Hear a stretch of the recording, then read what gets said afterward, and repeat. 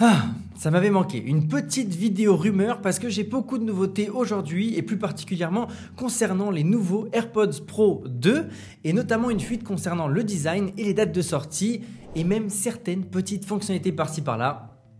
C'est pas mal. Juste très rapidement, pensez à vous abonner si ce n'est pas encore fait pour ne pas rater les futures news d'Apple.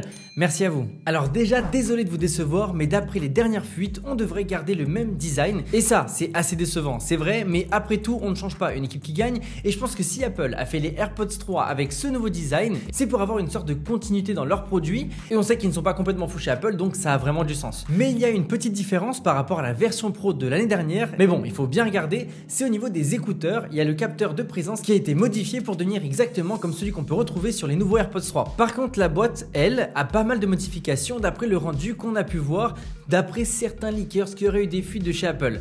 Déjà, on a des sortes de trous qui ressembleraient à des trous d'haut-parleurs qu'on peut retrouver notamment sur les iPhones. Certains fanboys de la marque disent que c'est pour avoir une mini enceinte Bluetooth dans la boîte d'AirPods, mais je crois pas du tout qu'Apple ait une idée aussi louche en tête pour faire ça. Et techniquement, on n'aurait pas forcément une meilleure qualité que celle de l'iPhone où elle serait vraiment très légère.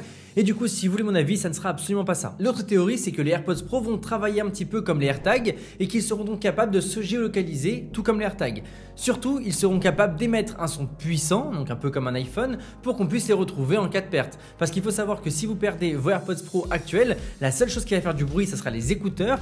Et les AirPods, pour les retrouver au milieu d'une pièce, s'ils sont perdus dans un canapé ou dans une couette, vous oubliez, c'est juste impossible. Et si vous perdez la boîte, clairement, il n'y aura aucune solution. Donc à mes yeux, cette théorie est un peu plus probable. Sur le rendu de la boîte, on a sur le côté ce fameux accessoire pour pouvoir attacher la boîte d'AirPods.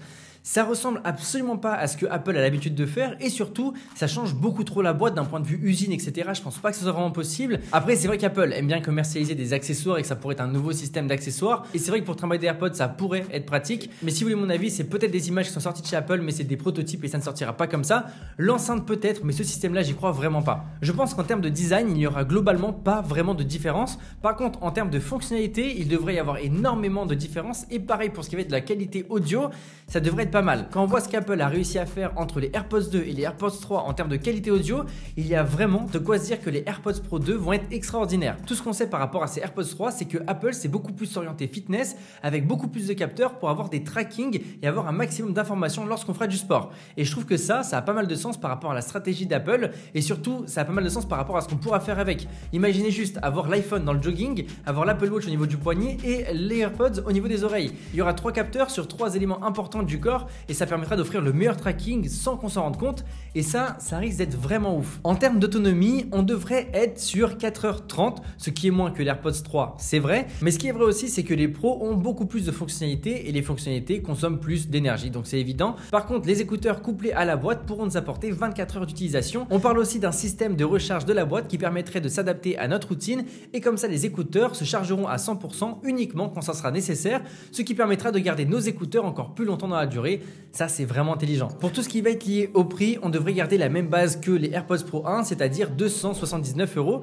Je dois admettre que je suis pas un méga fan des écouteurs intra-auriculaires. Je préfère le délire des AirPods Pro normaux qui offrent la possibilité d'avoir des écouteurs sans qu'on les sente dans nos oreilles et qui nous permettent de les oublier complètement. Après, pour les personnes qui aiment bien les intra-auriculaires, je pense qu'au niveau du prix, c'est plutôt dans la ligne du marché, contrairement aux AirPods Max qui est juste 2 fois plus cher que les concurrents. Et franchement, je trouve ça pas mal qu'Apple ait réussi à garder le même prix. Pour ce qui est de la date de sortie, on parle du premier trimestre 2022, donc vraiment début d'année prochaine. Et je pense que d'ici là, les rumeurs vont commencer à se multiplier et on risque d'avoir pas mal de choses à dire, donc ça risque d'être bien sympa. En tout cas, si ce n'est pas encore fait, allez me retrouver sur Instagram pour ne pas rater les fuites sorties des futurs produits Apple. Nous, on se dit à tout de suite sur Insta. C'était André Martin.